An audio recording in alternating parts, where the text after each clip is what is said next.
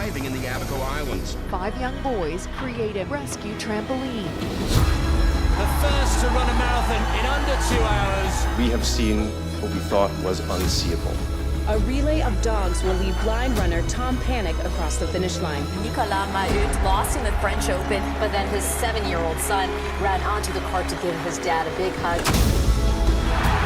Her and her sister have been heroes for many little girls out there. I want to thank my amazing mom. She's my hero. I love you. Exactly what I was thinking. When you are free to be you, it is the best feeling in the world. He's the Sully Sullenberger of pizza. My family is making a grant to eliminate their student loans. We know deep down what's right and what's needed. I'm gonna fight this. Who says I can't? Nobody! Here it comes. Never been done in competition.